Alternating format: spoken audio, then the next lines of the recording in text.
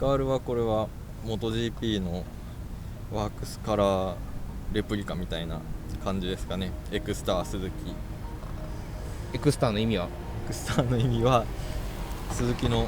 純正オイルなのかな。 ABS ついてるけど、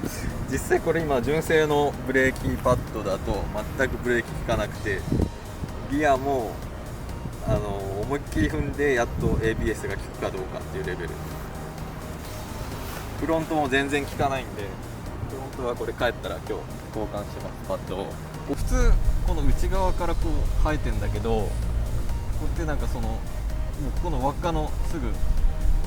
この内側で固定されて、ここスカスカなんだよ。これがここの空いてる部分がギアのディスクで使われてるっていう。普通はね、フロントとリアってさ、ディスクバラバラで作るじゃん。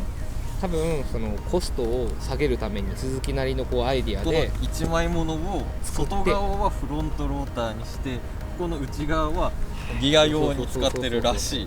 ここの部分がフロントローター。この黒いところが交換した。今このバイクで変わってるのは多分ここだけで、バックステップをいろいろメーカーは、結構このバイク自体が発売して3年ぐらい経つのかなぐらい経つから、結構バックステップはいろんなメーカーから出てて、日本のメーカーからでもベビーフェイスとかからも出てたりして、日本製のやつ結構高くて5万以上するから、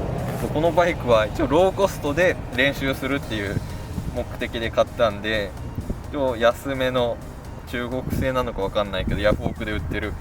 アバランチっていうメーカーのバックステップを使ってます。メーターが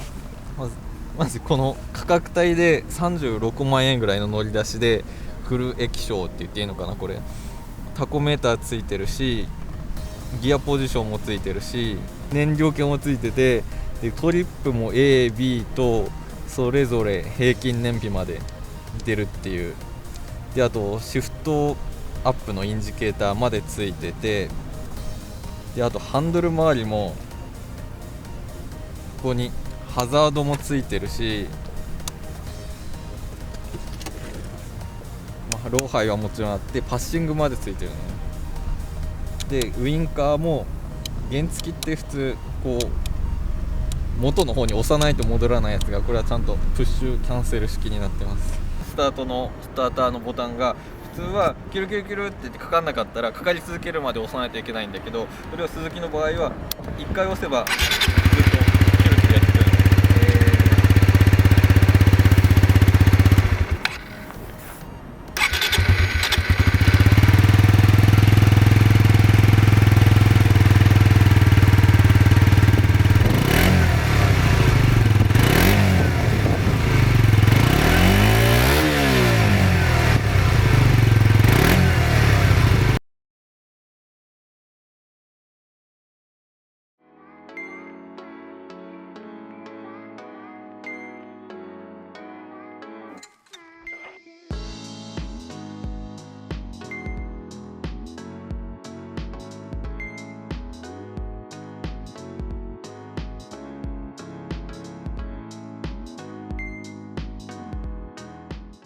これが新しく採用され、これ前から LED じゃなかったの？ヘッドライト、なんかグロムもねそうなんですけど、なんかホンダ車最近のやつってポジションランプっていうか、このウインカーが常時点灯してるんですよ。で、これをこうやるとここだけ光るみたいな。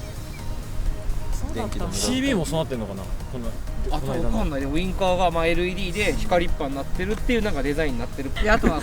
ネットで散々書かれてるんであれですけど、昭和のビッグピストンフォークのがなんだっけ、セパレート SFFBP だね。セパレートファンクションファンクションフォークビッグピストンみたいなのが書いてて、なんか右と左で機能をなんか分けることで軽量化してるぞみたいな、なんかそんな感じ。足回りは結構いいと思います。やっぱ250の車体に、このエンジン積んでるんですけど、重いっていう人もいるかもしれないけど、逆にやっぱかなりしっかりした足回りなので、さっきはそのコーナー下りとかで結構ブレーキかけると、ブレーキは純正のバット全然効かないんで変えた方がいいと思うんですけど、足回り結構ちゃんとしてるんで、車体のブレとかはあんまなかったかなと思いました。マフラーは、純正でも結構見た目かっこいいんですけど、音は当然静かだし、あとやっぱパワーも結構こう15馬力で抑えられてるので、できればもう少しこう違うマフラー入れたいなと思ってるんですけど、こいつその新型2021年型って JC91 っていう型になってて、これにその適合してるマフラー、エンジンが変わってます。なのでこいつそれだったマフラーがまだ出てきてないので、出てきたら何かしら入れたいと思ってます。パーツリスト見るんですけど、基本的にはエンジン周り以外はあんまり変わってない印象なので、バックステップとか、は普通になんかつくかなと思います。そんな人気ないのか、バックステップが一般的なメーカーから出てないので、ヤフオクでアバランチェっていうバックステップを買って、つけました。で、右側はこんな感じで、左側もちょっと撮ってもらいたいんですけど、左はこれ実は純正なんですよ。で、朝つけたんですけどつかなかったですと。で、アバランチェのやつ3万ぐらいなんですけど、もし買った場合、ここの、シフトロッド、が長さが足りなくて、ここを別でちょっと買わないとバックステップつかない感じなので、そこ気をつけてくださいっていうのと、ステップがここのスイングアームのこうロッド、シャフトですね、スイングアームのシャフトでくっついてるので、バイクジャックアップして一旦後輪外して、ここのシャフトを抜いてステップ両方つけることになるので、ステップ交換めちゃくちゃめんどくさいです。あと変えたのはこのなんかドミノの、グリップにしたのと、バーエンドをなんかデイトナかなんかのやつに変えたのと、あと今注文してるんですけど、ラジアルキャリパーがラジアルマウントのキャリパーなんで、マスターもブレンボの RCS のラジアルマウント15パイのやつを買いました。で、ホースをめっちゃ大きくしたかったんですけど、 ABS で結構なんか複雑な作りしてるみたいなので、スウェッジラインっていうところの CBA125R 専用のこのなんだホースの、アッシがアッセンブリーが売ってるんで、それと組み合わせてブレンボの、15パイの、ラジアルマウントの、マスターをつけようと思ってます。あとはなんかこのオネデザインってバカにされてるんですけど、ワンデザインってこれライコランドで昨日一昨日かパッと見て買ったタンクパッドと、あとはここに本当はストンプグリップっていう滑り止め貼りたいんですけど、ストンプグリップはなんかこれの専用品がなかったんで、イージーグリップっていうところ、多分イギリスかな、なんかちょっと分かんないですけどのなんかよくなんかそのブリティッシュスーパーバイクとかで使われてるって書いてあるんですけど、イージーグリップのやつを専用品を買ったんで、届いたらこれとマスターのところはレビューしたいと思います。あとはフェンダーレスも今パーツは頼んでまして、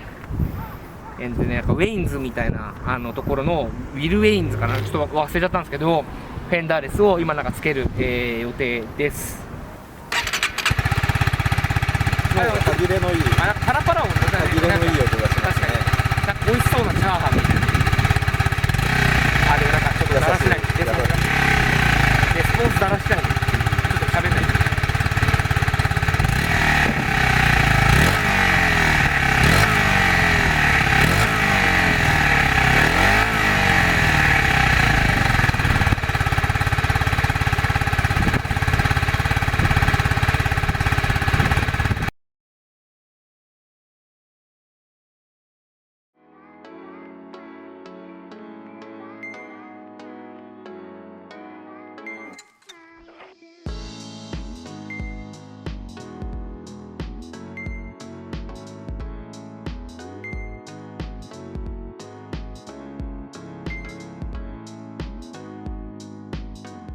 新型グロムになって前回から変更点は何がありますか？